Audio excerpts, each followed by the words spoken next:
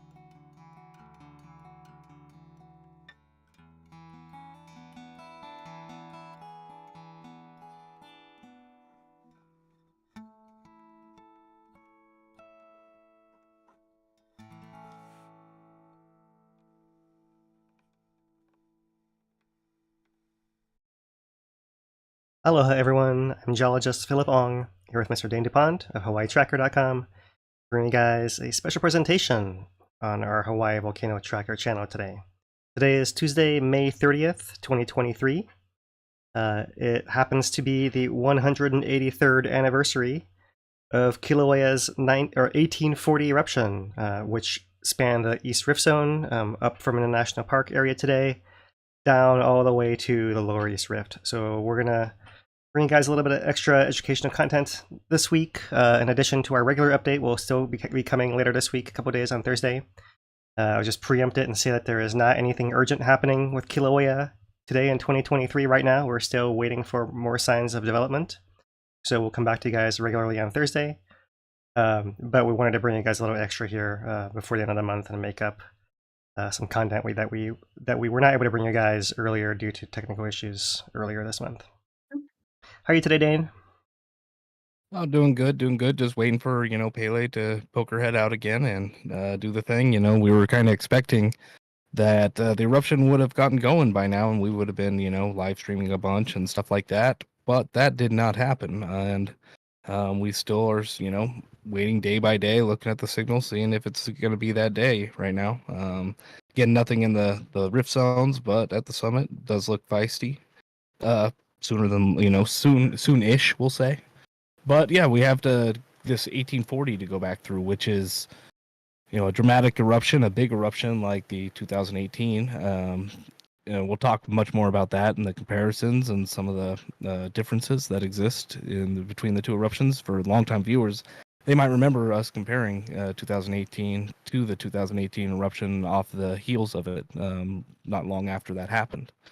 So we'll talk about that a little bit more and see how well that stacked up as well. Look back maybe years later. Yeah, it's hard to know because this turns out to be one of the earliest eruptions in written history, right? Remember, written history is after the Westerners arrived in Hawaii.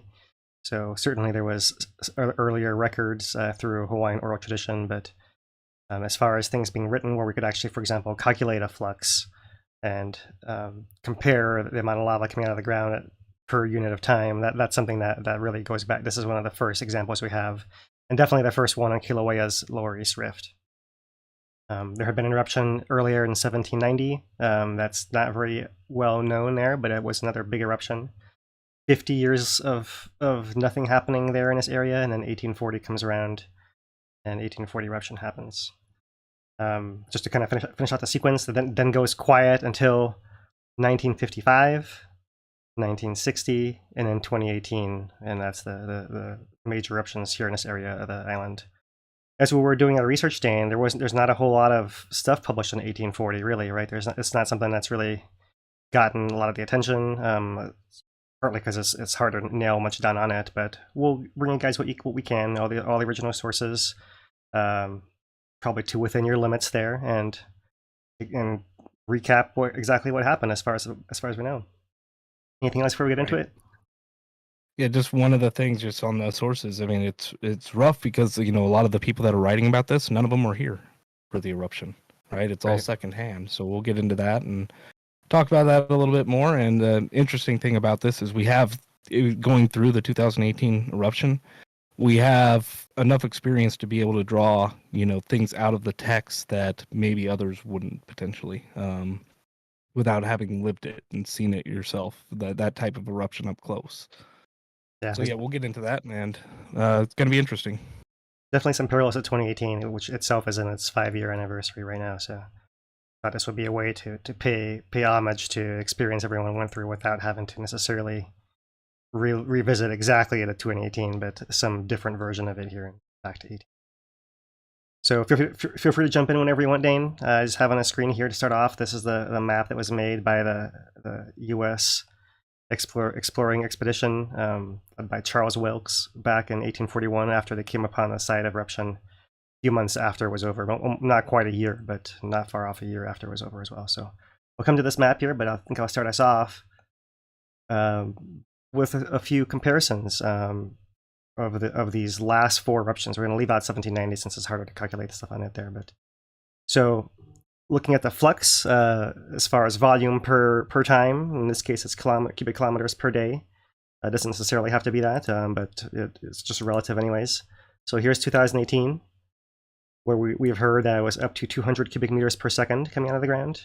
And here's 1840, that according to the recent publications, somewhere in a range of maybe 90 cubic meters per second coming out of the ground. So 2018 was quite a lot more, but 1840 was a clear second if you consider 55 and 1960 being much farther behind here. So this is just how much is putting out of the ground at one moment in time. So it was really gushing a lot in 1840, but it didn't go for as long, so the impact wasn't quite as voluminous there. But looking at surface area, 55 and 60 together are about 1/3 of the area, and 1840 and 2018 are 2/3. It's going to break it down more.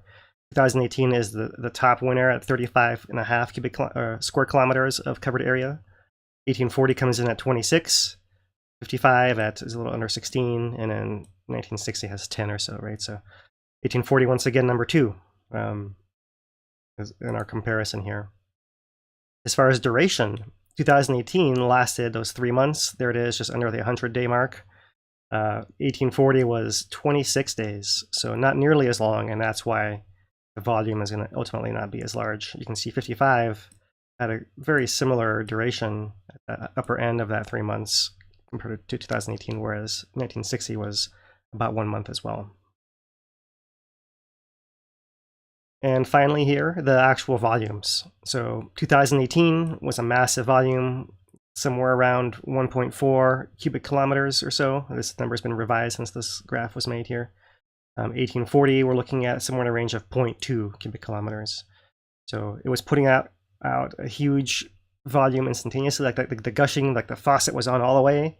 It just wasn't on for nearly as long as 2018. So 2018 ended up leaving it in the dust as far as volume. In fact, all these eruptions, apart from one that we might see offshore later on, are left in the dust by 2018. So we do have a volcano watch. This does go back to 2003, August 28, 2003, on an 1840 eruption. And it says that it was big, spectacular, and made the sand hills. So one of the quotes we'll keep seeing repeated here is a spectacle so awesome that, quote, one could read a newspaper at night in Hilo, 30 kilometers away by its light. So here, this is a good recap of the eruption. It does include some of the research that Frank Truesdale did for his master's thesis back at UH Manoa. I believe that's all folded into here, so this is a good entry-level description of what the eruption was about. The eruption occurred from vents spread along 35 kilometers, 21 miles of the rift zone, an unusually great length. And I'll show you guys maps here in a minute. A wide range of lava types was erupted, from basalt without crystals high on a rift, to basalt rich in olivine crystals low in a rift zone. The eruption was the largest in the lower east rift zone in the past 2,000 years. This is through 2003, so excluding 2018. 26 square kilometers, or 10 square miles of forest were covered. About 265 million cubic meters, or 350 million cubic yards of lava remained on land after 26 days of eruption, more than twice that erupted from Pu'o in a year. An unknown amount of lava went into the water. We do know now how much lava went in the water, and we'll come back to this. Missionaries described the eruption, and a U.S. exploring expedition led by Captain Charles Wilkes, and including the noted geologist James D. Dana, visited the eruption site soon thereafter. Thus, the eruption was the first well-documented outbreak of Kilauea. The quotation from an experienced volcano watcher and scientist Reverend Titus Cone captures excitement just prior to the eruption. There had been activity such that no man had seen. It was reported that for several days before the outburst, the whole vast floor of the crater of Halemau'uma'u was in a state of intense ebullition, the seething waves rolling, surging, and dashing against the adamantine walls, and shaking down large rocks into the fiery abyss below. The heat was such that no one dared to venture close for a clearer look. They do note there were earthquakes. A few earthquakes were felt near Hilo in May before the outbreak. We'll keep seeing some contradictory reports of earthquakes, but clearly there were earthquakes. Where they were felt seems to vary in reporting here, but a few earthquakes felt near Hilo in May before the outbreak. Precursor activity included 3 days of severe earthquakes and an increase in lava lake height and activity at Halemau'uma'u, which slowly filled from the early months of 1840. The lava lake attained a maximum height of 75 meters, 250 feet above the crater floor in May. So it was really quite elevated. This is a parallel to what we saw in 2018, with Halemau'uma'u also reaching great height and overflowing before the downrift eruption. In 1840, on May 30th, people in Puna noticed smoke, apparently the beginning of the eruption. Lava appeared in Alai crater, 5 miles southeast of the summit, erupting from a fissure high on the northwest wall of the crater, now buried under Mana'ulu lava flows. The erupted lava cascaded to the crater floor, forming a lava lake 90 meters, 300 feet deep. However, once the Wilkes expedition arrived, a party visited the eruption site, and they found that Alai had drained, and all the activity had migrated downrift, where a short fissure opened on the slope of Kananuyo Hamo, 1 mile from Alai. So what happened is the lava had filled that crater, and then left a ring around the wall of the crater, and then drained away and left a coating of lava on the crater, but then actually wasn't there anymore when they came and visited the site. And that's something we actually saw repeated in Alai during the build-up to Mana'ulu eruption back in the early 60s, and something we've seen a little bit in 2018, lava flowing into craters. You got something to add, Dane?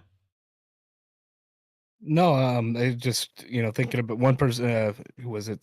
Somebody in chat mentioned that, or Greater Good mentioned that the Koki frogs and the invasives not being around back then, and how different, just little things would feel. The night would be quieter and things along those lines. Yeah, very true. Yeah, everything is more difficult to get to. It takes more effort and a lot fewer comforts, right? I remember one of these accounts said that they finally found a warm pond down by the ocean and they hadn't bathed in 40 days. So they were thankful for the chance to finally bathe after 40 days, and they're out hiking all over the place. And yeah, pretty intense, and yeah, having extra protection over top of their shoes, like they'd weave extra sandals out of the plant material and like coat their actual shoes with them to give them extra protection for warmth and against the lava. Anyway, it was rough. They were worried about their shoes actually holding together walking across the lava, so whether they could make it back to their ship with shoes, or something was going to happen. So that's some pretty intense conditions for sure. Right. Yeah, for sure. So after Alai, the progression continues. Several fissures erupted further downrift between Makapuia and Napao craters. Lava formed a pond with a surface, cut by many cracks laden with sulfur and fuming profusely. Pumice as large as a man's head was seen. Lava covered about 1.4 square miles of the surrounding forest, forming a flow field 1,500 feet wide and extending 3 miles to the east-northeast. Hikers to Napao cross this flow, and the ruins of the Pulu factory are on it. I'll show you the map here shortly. But to continue the progression here, the fissure system propagated 4 miles eastward from Napao to Kīlauea, erupting lava that covered another 1.4 square miles. And finally, on June 1st, eruption migrated downrift 12 miles to just southeast of Pahoa, where most of the activity centered 5 miles from the sea. Right, so just to recap, the May 30th date was up at Alai when the whole thing began, and it took a while for it to migrate downrift before it actually burst out down in lower Puna on the 1st. On June 3rd, the 5th day of the eruption, lava entered the ocean near Honolulu Landing. The flow built a coastline outward about 400 meters, 1,300 feet, and 3 littoral cones, now called the Sand Hills, were formed by the fallout as steam explosions blasted bits of shattered lava skyward. The cones originally stood 100 to 150 feet high, but later erosion has changed their shapes and lowered their heights. During or just preceding the eruption, the level of lava in Halemaumau fell some 500 feet. After the eruption ended on June 2nd, Halemaumau was nearly inactive for a while, but within 6 months had returned to a state of, in Dana's words, full ebullition. So that gives you an idea of that kind of sequence, pretty similar to 2018. Build up at the summit, the draining collapse at the summit. The collapse was not as large. 500 feet is pretty significant, obviously. But we just had a massive, 1,600 foot in 2018. So that's just hard to compare to that, just because once again, the volume was just so much larger because it lasted so much longer there. So that is the Volcano Watch description from 20 years ago here. And what we can maybe first do is just show you guys some of the visuals, perhaps. This is taken from Dana's Characteristics of Hawaiian Volcanoes, as this work back in the 1800s. And he actually takes this sketch from a description by Captains Chase and Parker on May 1838. So a couple of years before 1840 is the closest we can get as far as an illustration. Here you have a proto-Halemaumau crater right in there. They called it the Great Southern Lake at that point in time, and then someone later comes and corrects them. But you see all these other, let's blow this up. There's the lava lake. There is an island in the middle of the lava lake floating around in air. And out in the perimeter of the crater floor, you have all these different vents as well. And so there may be other lava ponds around, and otherwise other vents there. And it's interesting, they actually have something that looks like even up here on the rim. Right, like there might be some gas up here and some flow dripping in, something I haven't noticed as much in the past. But so this is the situation that there's so much lava. This is a couple years beforehand, and so when they're describing it being all agitated and extra active, probably this whole thing is flooded. There's lava coming out on the main crater floor. There's probably lava coming out of most of these cones. The whole thing is probably a larger extent and just really going nuts up there, right? For them to describe it with such flowery terms there. So that's from the account by Dana. This is the oldest photograph we have of Kilauea. It goes back to, we think, somewhere to the 1860s, it might be the 1890s. It's hard to tell exactly, but this is probably the closest I can come. If you were at Uikahuna, the old Jagger Museum area, there's this cliff that's there in the foreground like that. So there in the background, there is that old wall of Halemaumau crater, or possibly that, actually there's a back caldera wall over there. This would be the edge of the South Silver Banks that are now exposed since the whole thing collapsed. This is a big yellow spot on the caldera wall, but there, right there in black and white, is our lava lake within some other kind of pit. This may be remains of that area that used to call the Black Ledge, various incarnations of Black Ledge in there, or possibly they just some other little crater. It's hard to tell exactly. Not the greatest resolution in these pictures, but it looks like you actually have a liquid lake surface and some bubbling lava somewhere in there, and then you have this massive cloud of gas being emitted from there. So pretty cool. That's the oldest photograph we have. Just try to paint the picture a little bit better for you guys. After the eruption ended and the lava drained out, this is the view presented. And so rather than having the lake, you have this big chasm that fills the entire central part of the crater and leaves this black ledge standing once again. So this is a feature that was described prior to this 1830s era. It got flooded over, and then when a collapse happened, it got re-exposed, it seems like, in here. So this is another plate taken from that Wilkes expedition. And they also drew a map, and here it is, colorized, showing from above. This is Kilauea Iki on the right, the main caldera on the left over here. And there is that pit. This is likely where that southern pond, Halema'uma'u, was right there, but you see that collapse zone goes all the way further, all the way to there. So activity would come back into here within 6 months or so and refill this whole pit with lava, and people would actually walk around this black ledge area and get different views into the pit that way. So that's the map of what it looked like then. And coming to the current map, here is a Google Earth view, and let me switch over to Google Earth and show you guys how that actually played out. So here it is colored. There is that main part of the flow is down here in Lower Puna, but there's this other section up in here also shown in these oranges. And I'll zoom it in maybe and see if I can make it a little darker there for you guys. There, that's a little better, huh? And more. That. All right, so here we are. This is zooming into, this is Mauna Ulu lava shield that erupted in 69 to 74. Pauahi crater is right over there. Makapui crater is right over here. Makapui used to have another pit that was deeper in this western part, but it was buried in lava by Mauna Ulu, but it used to be double crater before that as well. So Mauna Ulu lava shield is right here. There it is. But hard to tell me, zoom it in more. If you zoom it in more, there's that summit crater of the lava shield. And it's got two craters. This over here is the remains of Alai crater. Right, the whole thing is gone. Lava poured into it and filled the whole thing up. But because it was filling in that deeper dimple, it was able to kind of overflow, and it cooled in a slightly different pattern. So you have this surface expression remaining on a surface there. That's Alai crater, or actually it says Aloi crater over there. Oh, yeah, sorry, Aloi crater. And Alai would be the one on this side. So similar kind of thing. You can see the remains, the trace of the crater right there. It remains of the crater like that. But there's no crater there anymore.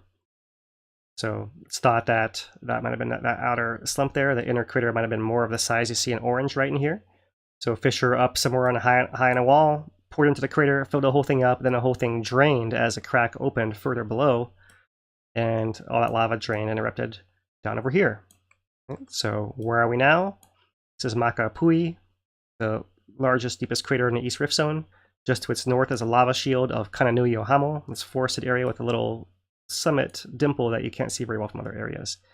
This area erupted in Father's Day, in a 2000s Father's Day eruption as well, but here you see two patches, and one that actually flowed off to the north there that was mapped out. And not only that, between Makapui and Napau crater is this one over here.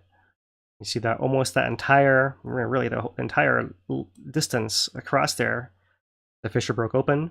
The Pulu factory, where all that hapu'u fern hairs that cover the emerging fiddleheads was harvested for mattress and pillow manufacturing back during Civil War days when there was a cotton shortage. That was all. There was one of those locations was right in here on this flow, on this bare flow, where they could set up this infrastructure to process harvesting from the forest all around here. And that flow went to the south a bit. You see it actually left a little island, but it goes all the way down into that old forest area there. Missed the small pit crater south of Nepal there. Name I can't recall at the moment there. And the fissure actually went into Nepal right there. And you see it actually steps over, not a single fissure, but discontinuous fissures. Right, and as one segment of the fissure would stop erupting, that lava would drain and feed an eruption further down the rift. And on it went until the last lava flow. There is present-day Pu'o'o right in here. You can see there were some flows that were mapped to have gone very near to where Pu'o'o later covered them up. With the last spot being over here, this is that Pu'ukā'aulea area.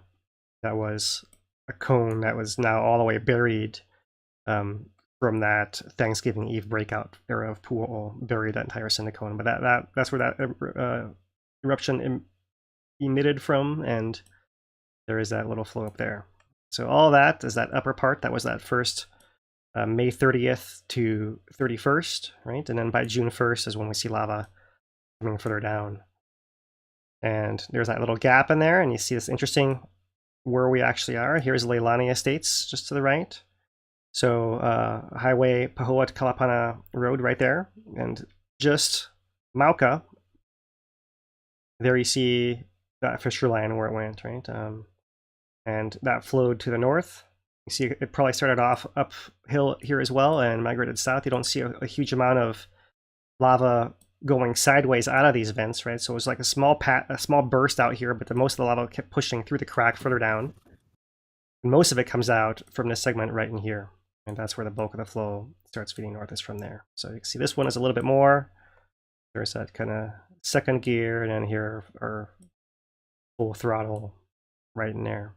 And there you can see present-day Nanavale Estates is largely built on this 1840 flow. You can see there are several kipukas that were formed here on a path. The edge of it does go all the way into Hawaiian beaches, across Kahakai Boulevard. And let's see if I can pick out the name, which street this is. This is Kaku Street. Kaku Street is the street where it goes, takes a little jog across the street there. Just uphill of Railroad, coming across right through there.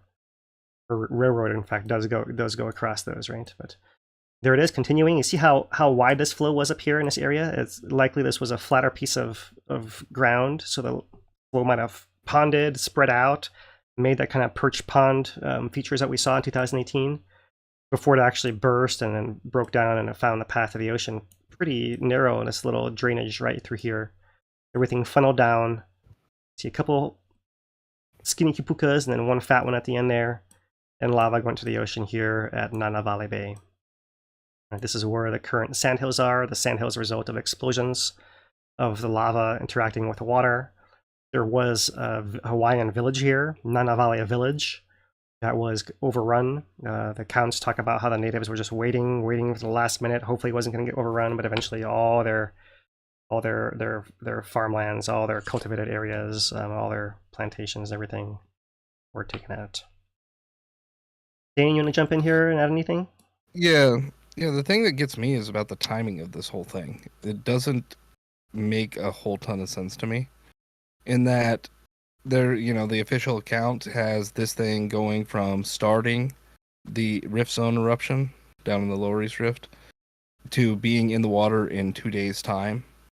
And I'm just like, I don't see it. It looks to me like all those fissures in the beginning look upslope.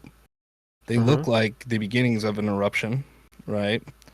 And I'm thinking that it was going earlier, potentially. I mean, like, the explanations are, because it's such a different speed than 2018, even though 2018 had a bigger flux, like at Fissure 8 on the Hell Night and then the nights following.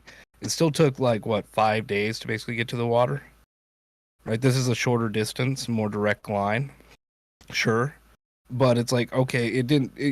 I'll give you 2 days from the start of the big fissure opening.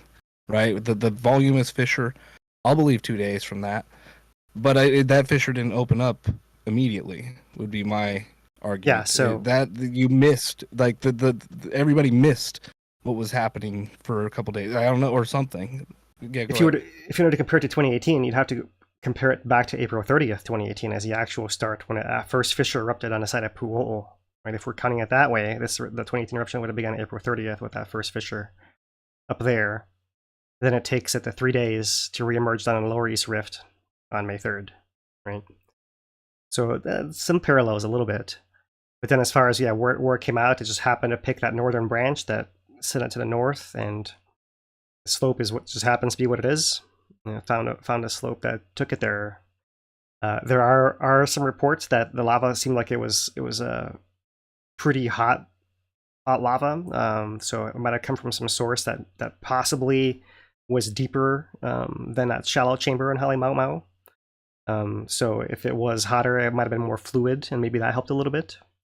But that's just a note to consider. I'm not really sure how much we know about that. Is there any reason to think that northern branch, because you have the northern branch and the southern branch of the East Rift Zone, essentially, other little branches, but the two primaries, is there a reason to think that northern branch has higher or lower viscosity, like it's not gonna intersect with old lava like in 2018 where it intersected with the 1955 lava that was still underground stored, and it comes out hot and fresh, like because it's just so fast, that 2 days thing. It's like, yeah, I mean, especially from the start type thing. It's said to have put out quite a lot of olivine, right? So it's scraped up quite a lot of olivine in this lower East Rift Zone part of the flow. The upper lavas didn't have that, right? So, but on their way down, they seem to have dredged up some stuff or flushed it out somehow as well. So there certainly was stuff on the way that might have been brought up, or older pockets. Really, the farther away you are from the summit, there's going to be some pockets here or there, and it's a little bit of luck of the draw whether you intersect them and flush them out or not. The 1790 era, there were both northern and southern rift lines both activated, right? And in 2018 it was only the south, and 1840 was only the north. I think it can just go either way, and either way you're probably going to flush something out, but it's more about where it's coming from and how much is it, right? So in the 1840 case, I think I saw the argument that it might have been some deeper rift, maybe like some kind of deep rift involvement, deep dike that came up from further down. Certainly the summit collapse wasn't huge. It wasn't the same kind of thing as 2018. It was pretty different in that sense, right? 2018 was well connected, where once we saw it coming out at the bottom, the top started collapsing immediately. It wasn't like, didn't take that long. Yeah, interesting considerations there. Yeah, just such a different experience at escalating that fast, because ours, for those that weren't, super familiar with 2018, there, the sequence begins April 30th. The eruption starts in Leilani, the Lower East Rift Zone, on May 3rd. And it's not until about mid-May until we start to see the hot stuff show up. And even then, it's not until the very end of May that we start seeing the really, really hot stuff show up. So this thing escalated very quickly to be able to get into the ocean that quick, right? That's just fast sequence going on there. Yeah. This immediate thing that jumped out to me is like, ooh, that's so fast, like comparatively. Right. Yeah. I mean, they talked about having 3 days of increased earthquakes, but it doesn't sound like they had a 6.9 either.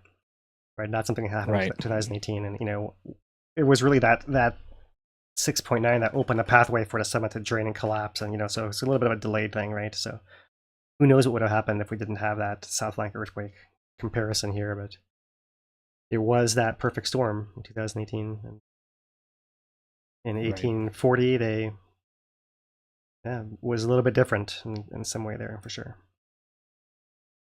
Right. So that's the map view. I can come back to this if we need to, but that's just a little example there. And once again, just mention that there is a document preview here on ProQuest of University of Manila dissertation. This is by Frank E. Truesdell back in 1991. Right? But I just wanted to share with you guys how that map got its data. Here is his methods and his this is just a free preview, right? He says, I spent about 1 month of fieldwork mapping and sampling the 1840 eruptive vents and flow fields. Visited the vents on foot by crashing through the forest wielding a machete. I collected representative samples from each vent locally, assessed activity, and et cetera, et cetera, et cetera. But just so you know what's involved to produce those kind of things, right? Someone actually had to, in this case, it was one of our favorite geologists, Frank Truesdell, had to bushwhack into the jungle there and pick apart the geology, and that's Hawaiian geology for you. So anyways, just wanted to give credit there, and let's turn to our primary source here, which is Reverend Titus Cone. This is published in the Missionary Herald. This is the newspaper right, for the missionaries of the time, back in 1841. And this is most of the meat of what we know about the eruption, because it seems like Reverend Cone used to go and officiate at the church nearby Kapoho in the area, so he seems like he knew the people to some degree. And he does note in here that he was convinced of what the natives were saying. So here is what he talks about respecting the late volcanic eruption in Puna on Hawaii Island. At the time this eruption took place, we were all absent from Hilo to attend a general meeting at Oahu. So they were at a conference in Oahu, and so since I returned from Oahu, I've made a pretty thorough exploration of the tract of country where the eruption occurred, having found its source and traced the stream through most of its windings to the sea. Some of the principal facts which have been collected from credible testimony and from personal observation I will now give to you. For several years past, the great crater of Kilauea has been rapidly filling up by the rising of the superincumbent crust and by the frequent gushing forth of the molten sea below. In this manner, the great basin below the Black Ledge, which has been computed from 300 to 500 feet deep, has long since filled up by the ejection and cooling of successive masses of the fiery liquid. These silent eruptions continued to occur at intervals until the Black Ledge was repeatedly overflowed, each cooling and forming a new layer from 2 feet thick and upwards, until the whole area of the crater was filled up at least 50 feet above the original Black Ledge, and thus reducing the whole depth of the crater to less than 900 feet. This process of filling continued up until the latter part of May 1840, when, as many natives testify, the whole area of the crater became one entire sea of igniferous matter, raging like old ocean when lashed into fury by a tempest. I have to remember that word. Igniferous. Right? Remember that one for your crossword. He's got some doozies. For several days, the fires raged with fearful intensity, exhibiting a scene awfully terrific. The infuriated waves sent up infernal sounds and dashed with such maddening energy against the sides of the awful cauldron as to shake the solid earth above and to detach huge masses of overhanging rocks, which, leaving their ancient beds, plunged into the fiery gulf below. So terrific was the scene that no one dared to approach it, and travelers on the main road which lay along the verge of the crater, feeling the ground tremble beneath their feet, fled and passed by at a distance. I should be inclined to discredit these statements of the natives had I not since been to Kilauea and examined it minutely with these reports in view. Every appearance, however, of the crater confirms these reports. Everything within the cauldron is new. Not a particle of it remains as it was when I last visited it. All has been melted down and recast. All is new. The whole appears like a raging sea whose waves have been suddenly solidified while in a most violent agitation. This is still Halema'amau he's talking about. Having stated something of the appearance of the great crater for several days previous to the disgorgement of its fiery contents, I will now give a short history of the eruption itself. I say short because it would require a full volume to give a full and minute detail of all the facts in the case.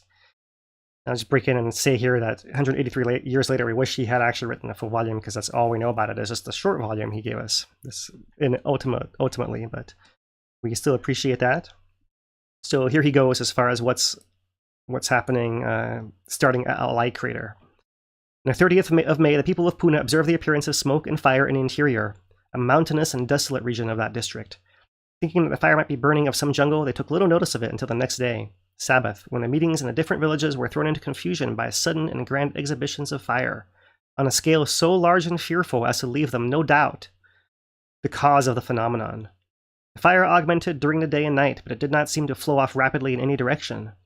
All were in consternation, as it was expected that the molten flood would pour itself down from its height of 4,000 feet to the coast, and no one knew at what point it would flow or what devastation would attend its fiery course. And remember, it's still up in Alai, up at probably 3,000 feet elevation. On Monday, June 1st, the stream began to flow off in a northerly direction, and on the following Wednesday, June 3rd, at the evening, a burning river reached the sea, having averaged about a half a mile an hour in its progress. Half mile an hour in average there, right? It's interesting that it was a similar speed as we saw at the Kapoho era, right, Dane? Beginning in June 2018, lava going to Kapoho was... It would rain. It just varied. like... I just think about it to myself like, all right, I know how we measured in 2018. We had a road and mile markers, and we had a guy that just counted off the mile marker basically of where he was standing and then said the time because he looked at his digital watch to be able...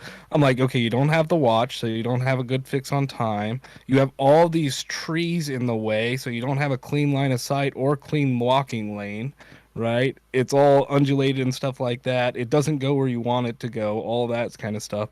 And you're still able to get decent calculations out. It's like, that's impressive. I would have just said, all right, no, I'm not even guessing. Like, it's gone pretty quick, guys. Like, I don't know how to, even gauge it when you're in the jungle. Because that's basically where they would be, is in the jungle trying to get these calcs. Yeah, I mean, that's all they had back then, right? They were pretty expert with their tools. They actually used their sextants to sail all the way over here, right, to this little island. So the guys who made it here probably were a little bit more. Well, maybe the natives just had a better idea of, like they said, like, oh, it took from here to there, it took an hour or whatever, and the guy could maybe after the fact. Yeah, maybe after the fact be able to figure it out, but still, like, that's just like, there's a whole bunch of things in here where you're like, all right, somebody knew this at the time, type of thing. Somebody was on the ground watching this. They had to have been. It wasn't, Cohen, who came by, a couple weeks after it ended, and was able to get these reports. Yeah, it was the actual Hawaiians who were living there who told him, and then later told Wilkes as well, separately. Basically the same thing. Right. Yeah. The accounts are, just to go off a little bit on a tangent, but the Cohen account is really good. It makes you think of somebody that actually really tried to be able to preserve as much history as he could, which is, those guys are rare, we'll say, where they're actually able, and they don't play sides and things like that. They're just trying to get a record out.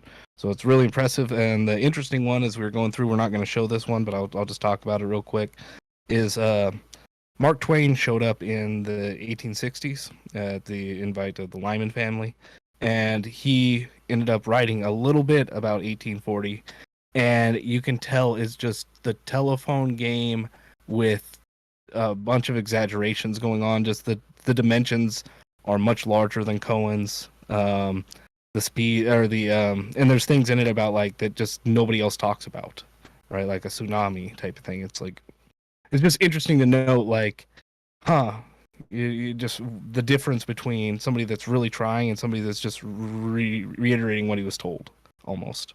Yeah, I think Mark Twain was trying to get clicks. Yeah, he was clickbaiting back before it was a thing. Yeah, like, it was this big, you guys.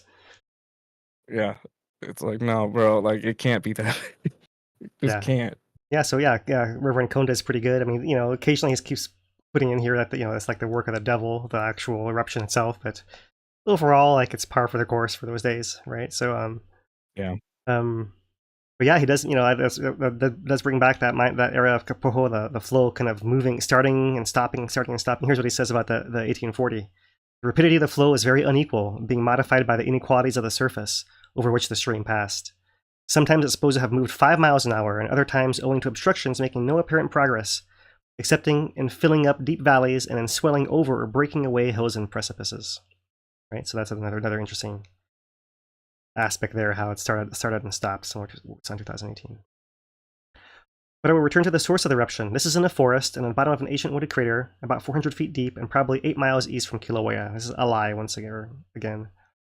The region being uninhabited and covered with a thicket, it was some time before the place was discovered, and up to this time, where several foreigners have attempted it, no one except myself has reached the spot.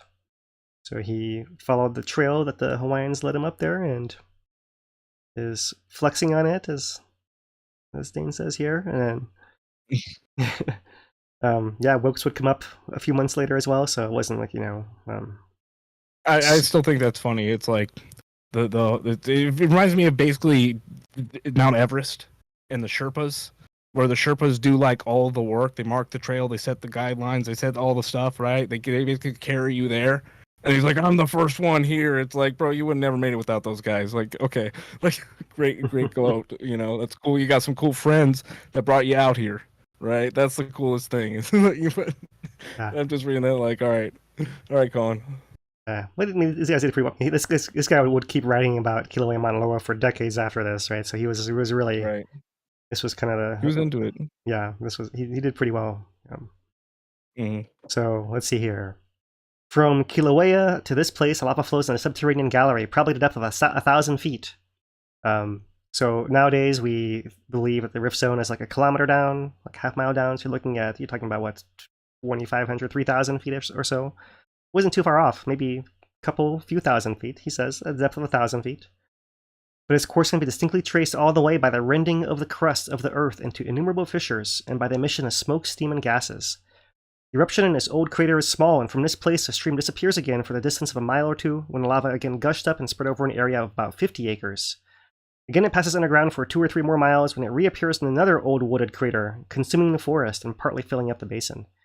Once more it disappears, and flowing in a subterranean channel, cracks and breaks the earth, opening fissures from 6 inches to 10 or 12 feet in width, and sometimes splitting the trunk of a tree so exactly that its legs stand astride at the fissure. At some places it is impossible to trace the subterranean stream on account of the impenetrable thicket under which it passes. So just that's this whole upper trace right through here, right? And I know looking at Google Earth today, you see all this extra lava, but it's interesting to hear him speak, and all this lava was missing here, would have been all green. And a few patches of lava would have been pretty obvious because there hadn't been that many eruptions in the East Rift Zone prior to this time. So I thought that's an interesting thing there as well. So, finally, after flowing underground several miles, perhaps 6 or 8, it again broke out like an overwhelming flood, and sweeping forest, hamlet, plantation, and everything before it rolled down with resistless energy to the sea, where, leaping a precipice of 40 or 50 feet, it poured itself in one vast cataract of fire into the deep below, with loud detonations, fearful hissings, and 1,000 earthly and undescribable sounds. Imagine to yourself a river of fused minerals, of the breadth and depth of Niagara, and of a deep, gory red, falling in one emblazoned sheet, one raging torrent into the ocean. The scene as described by one eyewitness was terribly sublime, and I'll skip his superlatives here. The atmosphere was in all directions was filled with ashes, spray, gases, etc., while burning lava as it fell into the water was shivered into millions of minute particles, and being thrown back into the air, fell in showers of sand on all the surrounding country. The coast was extended into the sea for 1/4 of a mile, and a pretty sand beach and a new cape were formed. 3 hills of scoria and sand were also formed in the sea, the lowest about 200 and the highest about 300 feet. For 3 weeks this terrific river disgorged itself into the sea with very little abatement. Multitudes of fishes were killed, and waters of the ocean were heated for 20 miles along the coast. The breadth of the stream where it fell into the sea is about half a mile, but inland it varies from 1 to 4 or 5 miles in width, conforming itself like a river to the face of the country over which it flowed. Indeed, if you can imagine the Mississippi, converted into liquid fire, of the consistency of fused iron and moving onward, sometimes rapidly, sometimes sluggishly, now widening into a sea, and anon rushing through a narrow defile, winding its way through mighty forests and ancient solitudes, you will get some idea of the spectacle here exhibited. The depth of the stream will probably vary from 10 to 200 feet. Let's say probably not 200 feet, but we'll digress here. According to inequalities of the surface over which it passed. During the flow, the night was converted into day in all of eastern Hawaii. The light rose and spread like the morning upon the mountains, and its glare was seen on the opposite side of the island. That's interesting there. On the opposite side of the island, they saw the glow. It was also distinctly visible for more than 100 miles at sea, and at a distance of 40 miles, fine print could be read at midnight. The brilliancy of the light was like a blazing firmament, and the scene is said to have been one of unrivaled sublimity. The whole course of the stream from Kilauea to the sea is about 40 miles. He means all the way from the upper East Rift Zone to the ocean entry, 40 miles. Its mouth is about 25 miles from Hilo Station. The ground over which it flows descends at a rate of 100 feet to the mile. The crust is now cooled and may be traversed with care, though scalding steam, pungent gases, and smoke are still emitted in many places. In pursuing my way for nearly 2 days over this mighty smoldering mass, I was more and more impressed at every step with a wonderful scene. Hills had been melted down like wax, ravines and deep valleys had been filled, and majestic forests had disappeared like a feather in the flames. In some places, the molten stream parted and flowed in separate channels for a considerable distance, and then reunited, forming islands of various sizes from 1 to 50 acres, with trees still standing, but seared and blighted by the intense heat. In the outer edges of the lava, where the stream was more shallow and the heat less vehement, where of course the liquid mass cooled soonest, the trees were mowed down like grass before the scythe, and left charred, crisped, smoldering, and only half consumed. As the lava flowed around the trunks of large trees on the outskirts of the stream, the melted mass stiffened and consolidated before the trunk was consumed, and when this was effected, the top of the tree fell and lay unconsumed in the crust, while the hole which marked the place of the trunk remains almost as smooth and as perfect as the caliber of a cannon. These holes are innumerable, and I found them to measure from 10 to 40 feet deep, but as I remarked before, they are in the more shallow parts of the lava, the trees being entirely consumed where it was deeper. During the flow of this eruption, the great crater of Kilauea sunk about 300 feet, and her fires became nearly extinct, one lake only out of many being left active in its mighty cauldron. This, with other facts which have been named, demonstrates that the eruption was a disgorgement of the fires of Kilauea. The open lake and the old crater is at present intensely active, and the fires are increasing, as is evident from the glare visible at our station and from the testimony of visitors. He finally gets to the earthquakes. During the early part of the eruption, slight and repeated shocks of earthquakes were felt for several successive days near the scene of the action. These shocks were not noticed at Hilo. Through the directing hand of a kind of providence, no lives were lost, and but little property was consumed during this amazing flood of fiery ruin.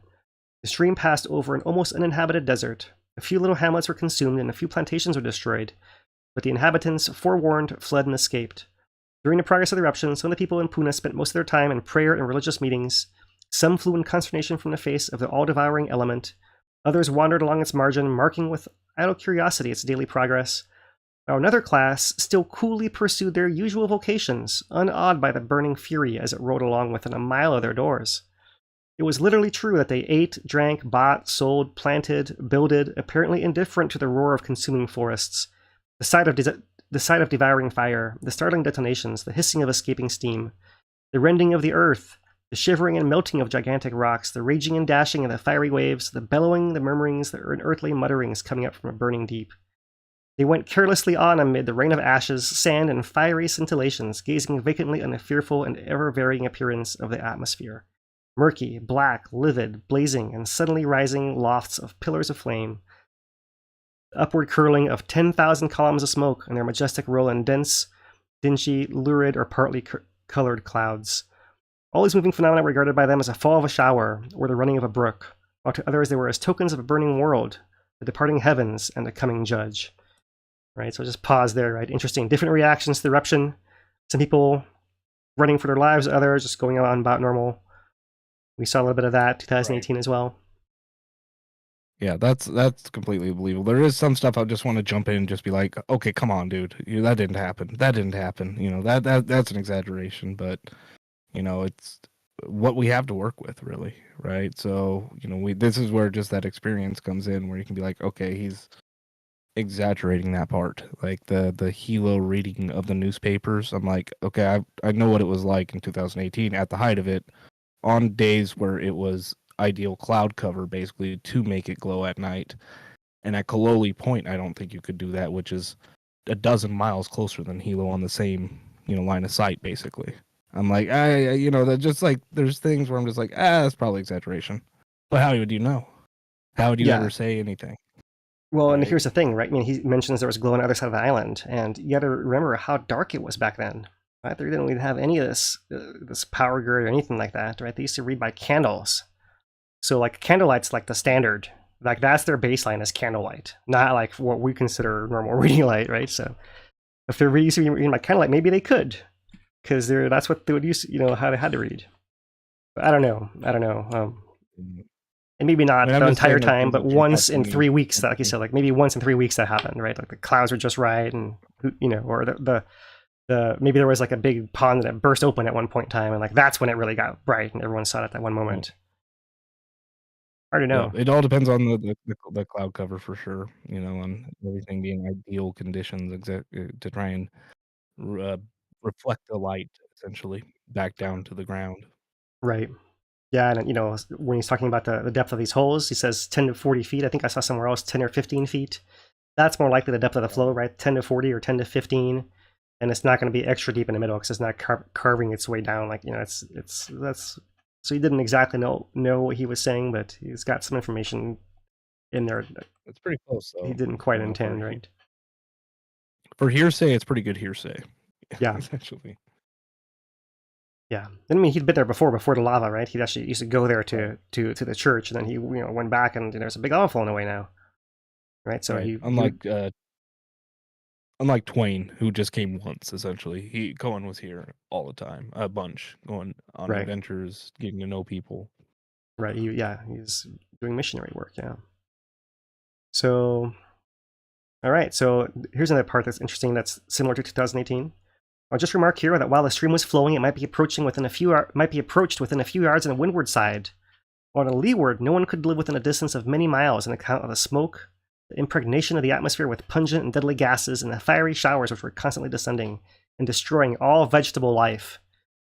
During the progress of the descending stream, it would often fall into some fissure and forcing itself into apertures and under massive rocks and even hillocks and extended plats of ground, and lifting them up from their ancient beds, bear them with all their superincumbent mass of soil, trees, etc. on its viscous and livid bosom, like a raft on the water. When the fused mass was sluggish, it had a gory appearance like clotted blood, and when it was active, it resembled fresh and clotted blood mingled and thrown into a violent agitation. Sometimes the flowing lava would find a subterranean gallery, diverging at right angles from the main channel, and pressing into it would flow off unobserved, to a meeting with some obstruction in a dark passage would then, by its expansive force, it would raise the crust of the earth into a dome-like hill of 15 or 20 feet in height, and then by bursting the shell, pour itself out in a fiery torrent around.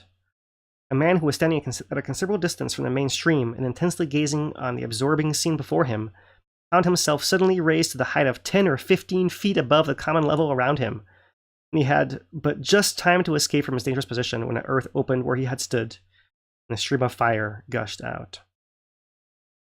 That's the end of his account there, but yeah, that upwind and downwind distinction, the vegetation dying, the gases being much worse on the downwind side. We saw all that, right? We had the pictures of it all brown on one side and green on the other. That 2018 eruption, right? So, and we actually saw it in 2018, lava flow into some of those old cracks and flow down a crack down to the side and fill those cracks up, right, and push them apart. I don't know if I ever saw it pick up a rock with trees on it and lift it up, but you can imagine if it's flowing in enough cracks, if there's enough cracks in the area, which if there wasn't that many flows here before, it might have been an old ground with a lot of those rocks available, and now it's all been covered up. You could also have a tree that falls over and get that root ball that's lifted up above the ground. You could get under that type of thing, lift that potentially. Right. So that's the fullest, most original source, and it just seemed like, and I know that you guys bared with it while I was reading through it all here, but that's the most expensive. That's the most we know. I thought our presentation wouldn't be complete without giving you the actual horse's mouth version there. So once again, here's the actual. Go ahead. Oh, we did get a comment that somebody in Kona could see glow from 2018 from somewhere over on the west side.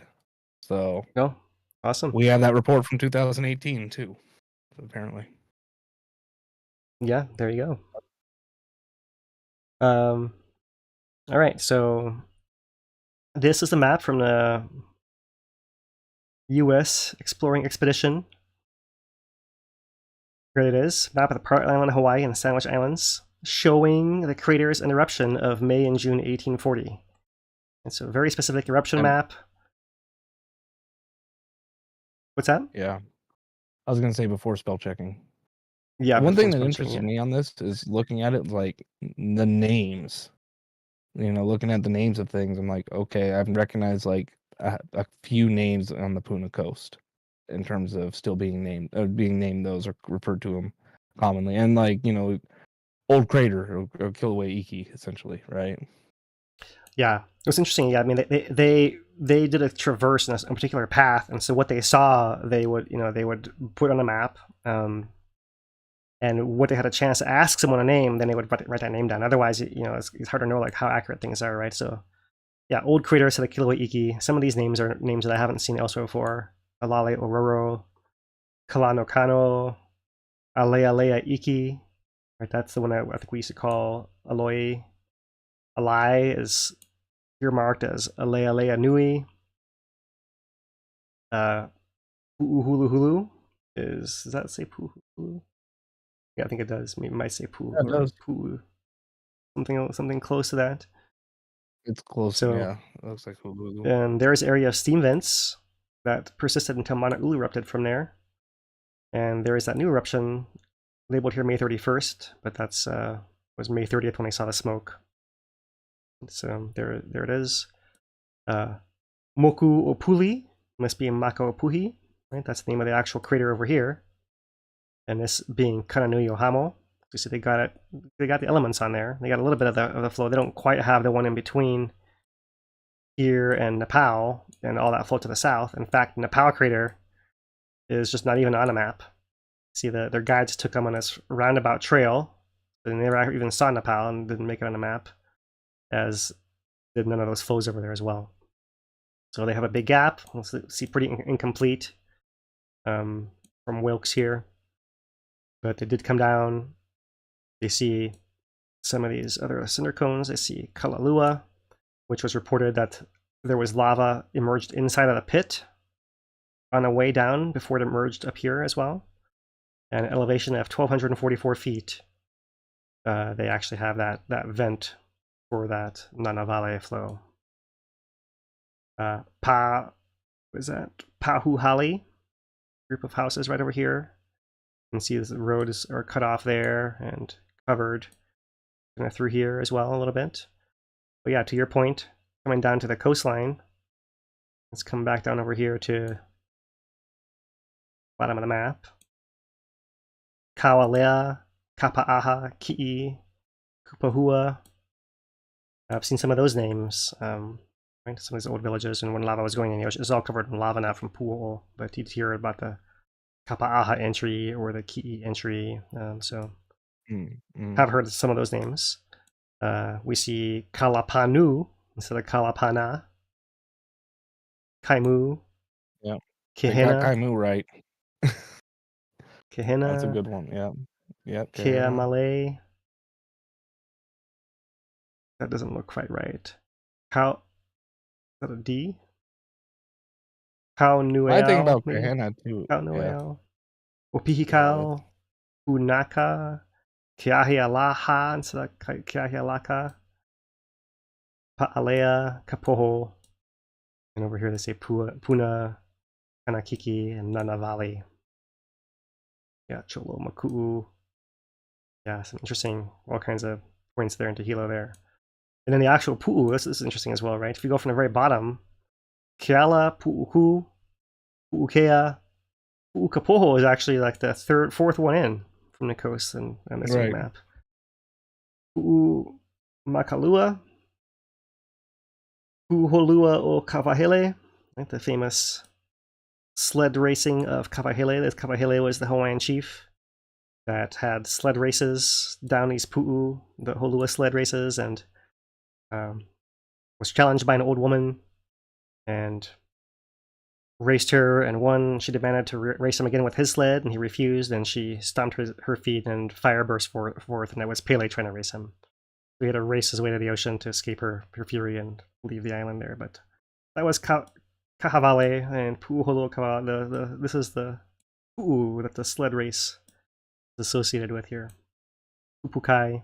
A lot of old history in these places and names, but all that's changed a lot since 1840. And as we said, we can't be super confident in the expedition party's capturing of all these things. They tried, but there it is, right? Yeah. I see. Instead of Keao, it's Ola'a, Kuolo.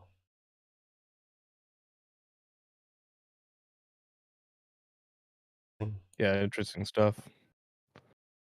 So Just so much less built too, right? That's the real thing that stands out, is the subdivisions that many people are used to don't exist. yeah, none of that stuff's there. Yeah. Like Kalapana's there, and that's a coastal community, but many of the other areas that we think of nowadays, no. Right. So let me move on here and pull up. Dane was able to find this great find, Dane, at the American Antiquarian Society, the Hawaiian Engravings Collection Inventory. Box number 1 here. They actually have some engravings here of that eruption, a few of them. But first, to show you guys, speaking of how different things were, here is a view of Hilo back in that era. You might see a combination of maybe some newer houses with the old thatched housing here, all intermingled, planted landscape. Hilo in that time zone. And here is a view during the eruption, right? And I have this actually labeled down here in the bottom. I'm sure you can't quite read it. I'll do my best to read it to you guys, but I have this labeled. But all this black stuff in the bottom, that's the A'a lava flow, right? Labeled A, stream of lava. That's all this thing over here. They have noted as B, the hills of volcanic sand scoria. There's one, there's two, the third is kind of hidden back here in the cloud, right? That we do believe there were 3 ocean entries where lava was going in.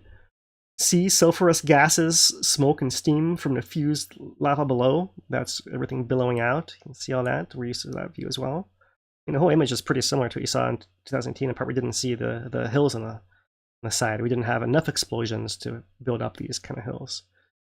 But and also you see the actual source where lava is hitting the ocean down. Also, on the coast.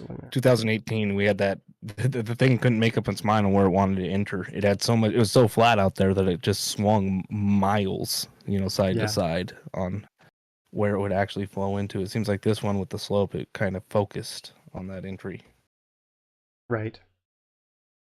So it looks like it says maybe Lahaina Luna, November 1840 or something like that, right? So I'm not sure exactly, but here we have a view that is dated July 9th, 1840, so the eruption was already over by this point in time. And so here they are coming to look at the site after the eruption. And so you see the 3 hills. There's 1, there's 2, and 3 right there.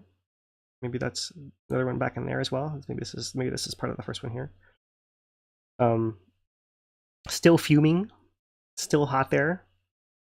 Steam and smoke and sulfurous gases still emitting there, right? July, remember? This was May to June. So nice engravings there. We can move on to Dana has a couple of sketches as well when he visited in November 1840 or so. Here's what he's calling the Tufa Hills, Nanavale, right? Similar kind of view there. 1, 2, 3 back there. And Wilkes as well coming in 1841. There 1, 2, 3 as well. 2, 3. So there is a little excerpt of what he described. The latter, except in its dark color, resembled a river on whose banks large masses of ice are heaped, which carried destruction in its course, and had crushed or pulverized everything that obstructed its way. The hill on which we sat was the effect of the power of this stream of fire. A sketch of these sandhills is exhibited in an annex woodcut. So a few things, pretty cool to think about. Charles Wilkes was actually sitting up on the sandhills, right? Not exactly the same spot as are still left today, but I've been up on those sandhills. You probably have been too, Dane. And it's interesting to know that you actually been there, and that was a place that Charles Wilkes was hanging out. But it was this barren, no vegetation at the time, right? And another thing which is interesting to me is he talks about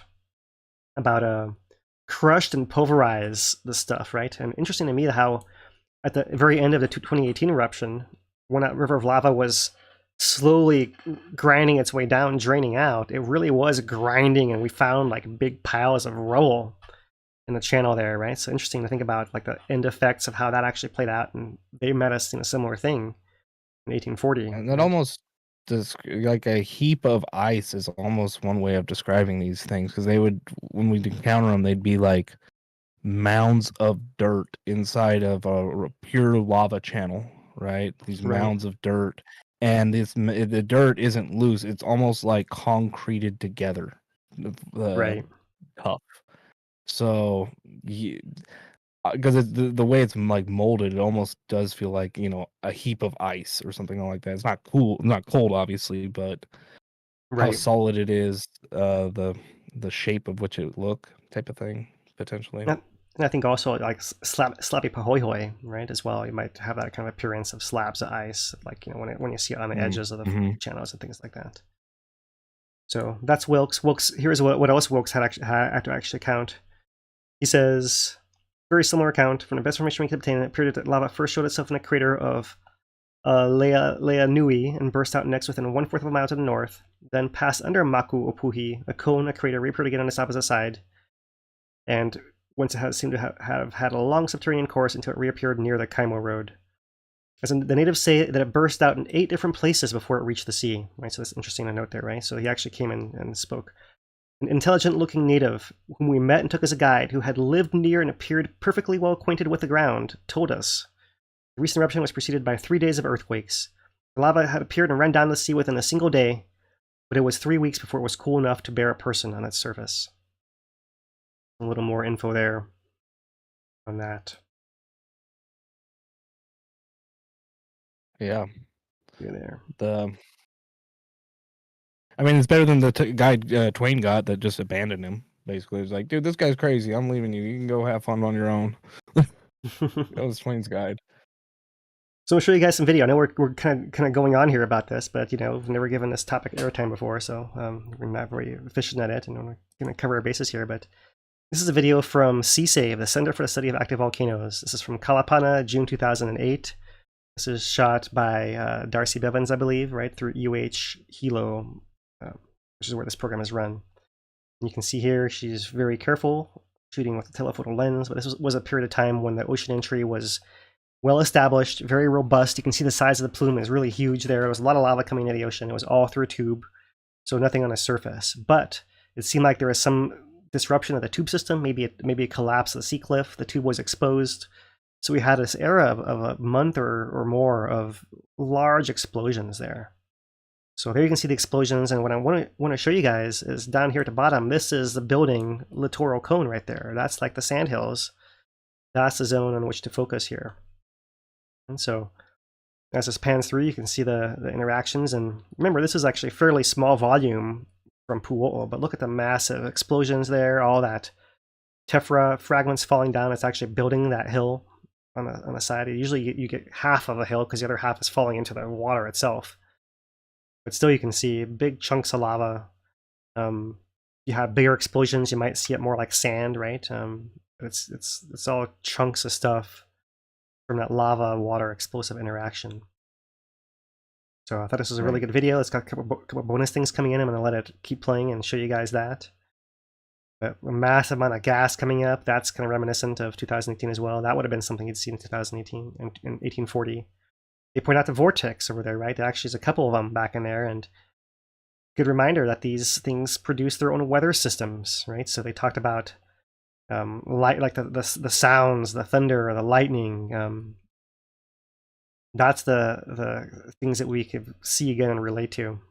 So creating its own weather pattern there. So cool to see that with little vortexes there, and lightning as well. So highlighting some of the lightning in the cloud when you have a lot of that material rubbing against each other, and that static electricity of all those particles in there you can actually discharge as lightning within the cloud. So you see the actual cloud flashing like that. Right. Daytime views, nighttime views. This is back from. Well, we're pointing out that this is just a very low volume compared to what eruptions have, even 1840. But think of things like the Kapoho crater and that interaction. It would just think of this, but at a much, much, much larger scale. Yeah.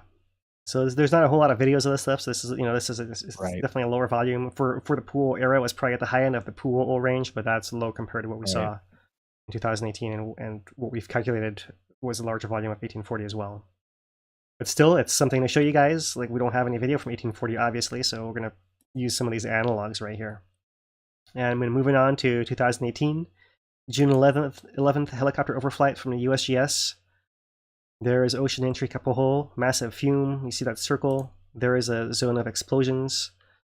Probably a similar thing, some kind of tube or channel of lava that's putting lava into the ocean at a faster rate, which is why it's exploding right there from the interaction. So a little short clip of that one, and move on to another short clip. This is from Bruce Amori's boot cam as he's flying with Paradise helicopters with Hot Seat Hawaii. He's photographing out of the window. He's got this GoPro on his boot, and down in here comes a big explosion. In this case, there must have been some pathway beneath the water, right? Some lava tube that was fully submerged and it was exposed somewhere underneath that blast zone right there. That was one of the larger ones. I'll rewind that one. You know where it's coming now, down there in the corner. Big blast from the water.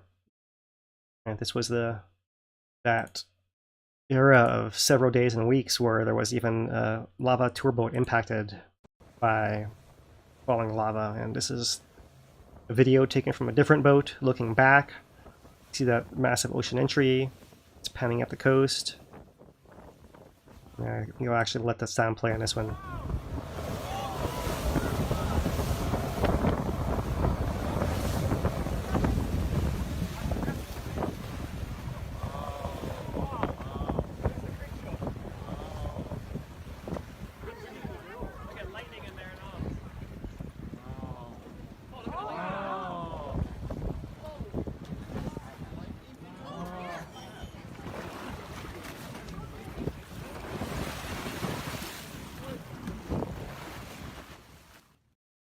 So there was the lightning in there. I can play it one more time for you guys, and let me zoom it in. Get a better view. Especially when we come back around at the massive towering height, and we've seen like all the black lava in the air because it's cooling. But look how high the red is shot in the air there. That was a massive, massive blast. Pretty scary stuff, right? To think about that turbo being down underneath that. So maybe not exactly this explosion. This was when it happened a little bit later, but still the similar kind of conditions. So. It seemed like these explosions, the big ones, really happened when it got into these certain areas where it had the right slope underwater and the right distance and all kinds of factors. There's areas where it was extremely steep, the drop off between the shore and the water and the ocean, and those areas didn't seem to really do it as much as these areas like the side of shacks, bowls, where it was more shallow, more gradual. Gave it time to really prime up, it looked like. Yeah, for sure. And so the whole point of this is to relate it to 1840. In 1840, there must have been the spot where it went in the ocean must have been something like this, where it was able to explode a lot, to where you did have all that stuff falling back across the land for the whole country to be covered in that falling sand. Or to form those 3 big hills right at the ocean side, right? That must have been the scale of what you would have been seeing then, right? So big explosions, lightning, thunder would have been a scary thing, which is, why you'd see the shock from Reverend Cone that people would just kind of go about their business when this kind of thing is going on down there. So pretty fascinating. And one other thing they mentioned, I thought I'd play this as well. This is from Ikaika's boat. And so here we are kind of near the ocean entry, and he's looking at the dead sea life. They mentioned the dead fish. So take a look. Here they are, all different colors of fish. All within sight of that ocean entry right there. Similar story there. So kind of wrap it up a little bit here. We do have this publication from USGS recently. That's this Have Humans Influenced Volcanic Activity in Lower East Rift Zone of Kilauea, and they actually go through and recap a bunch of things. But one thing they do is actually go through the bathymetry, the underwater part of the flow. So here is this oblique view showing the 1840 flow on land as this red area right in there. And this segment right in here, that's the underwater amount, right? So they actually were able to pick this out and then get a volume from how much of it went underwater, which they say is about 0.1 cubic kilometers. So 100 million cubic meters or so, right? And adding to another 100 million cubic meters on land. So about 1-to-1 offshore to on land, making a total volume of about 0.2 cubic kilometers. That's 0.05 cubic miles. Divide this by the 26th iteration, we estimate the eruption rate to be more than 90 cubic meters per second, or 120 cubic yards per second there. So that's where it's that massive rate going in. One thing I was really wondering about that when I was reading it was that we know that this is a violent explosion, ocean entry, right? Creating all kinds of turbulence and stuff like that. I'm like, that's going to create a high amount of sand, a high amount of sediment, stuff along those lines, which is then going to be driven by the dominant tides all the way out of there. So I'm like, in 2018, it's like we had some of that, but not nearly to the extent of something that's exploding constantly, throwing it up in the air, dragging it, into the ocean, dragging it away. So I'm like, I wouldn't be surprised if that volume was actually an underestimate. Like, it is not apples to apples almost. It has an asterisk somewhat. You get what I'm saying? Yeah. I mean, you could in theory say, let's take all the sand at Pohoiki and add it to the 2018 eruption, right? It's kind of going along those lines. Like that, right? It would be essentially Right. like that. And in Poiki, I don't think it would really change all that much with 2018 in the grand scheme of things. But with this one, I'm like, the number's decently low that it might type of thing. Yeah, I mean, The volume. it certainly would add something, right? They actually mentioned Honolulu Landing formed a beach as a result of this eruption. The sand of this eruption Right. washed over there and made a new beach. So that's something that, another parallel to 2018, that you might have sand washing around and that kind of thing, right? But yeah, For sure.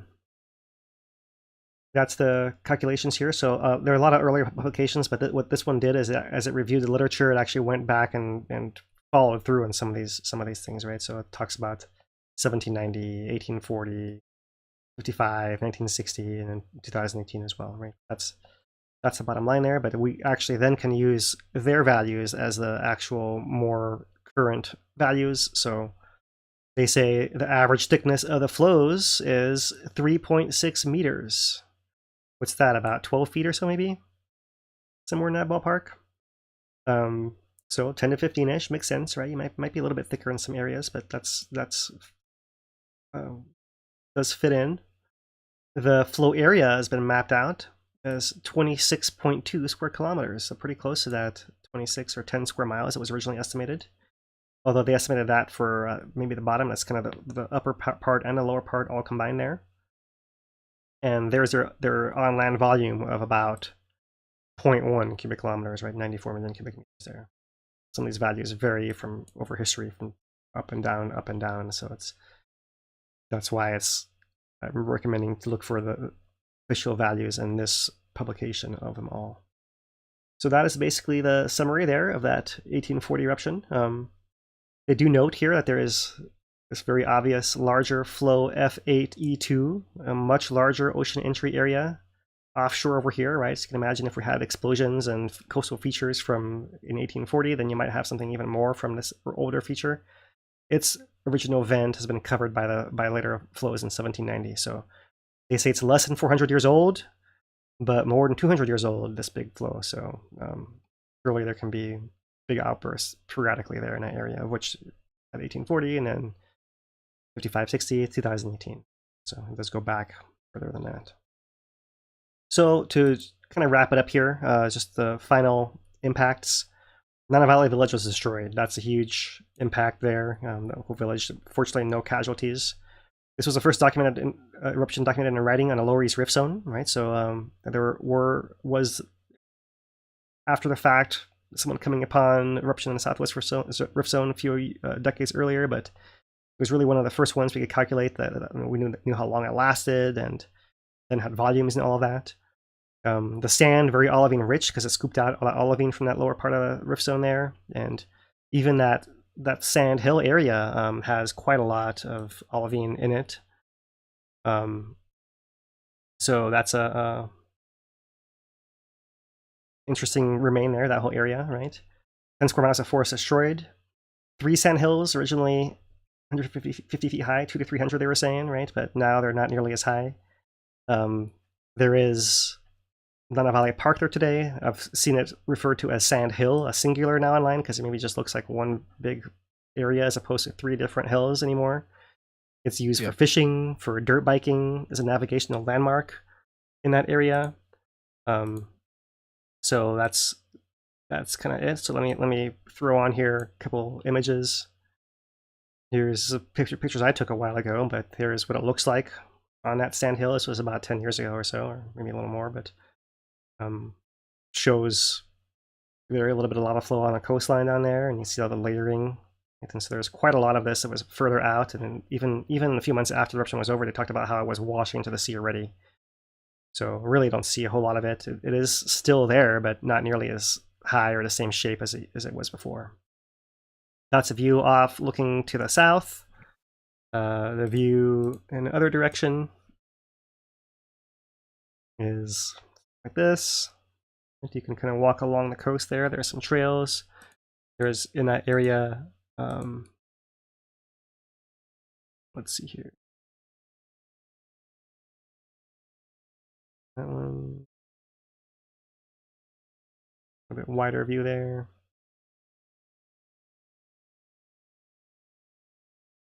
And what it's going to show is this right here. This little area nearby, you do see this big, large sea arch that resembles a big lava tube in that area. So not sure if it is exactly or not, right? But you can kind of imagine something of that size, if it was delivering lava into the ocean, would cause a bunch of big explosions. And so this is in that area nearby as well. A nice curiosity there, part of that remnant flow. So very fascinating area there, that sandhill area. It's still around today, and beautiful part of coastline. Not super easy to get to. Road, I haven't been there in a while, but the road is not always the best access to get out there. So bike or walk or something along those lines there.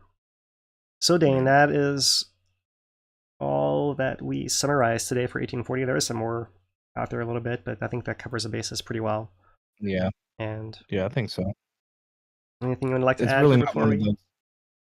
I mean, it's really not one of those eruptions where there's a ton of documentation. Even the stuff we're going with, it's right at that edge where the documentation starts, so it's really rough compared to especially right at the stuff cusp. just like 100 years later. It's so much cleaner, so much easier to use, so much more detailed where you need it to be detailed. But this, we make use of what we have, and thankful for the sources that we do have on that thing.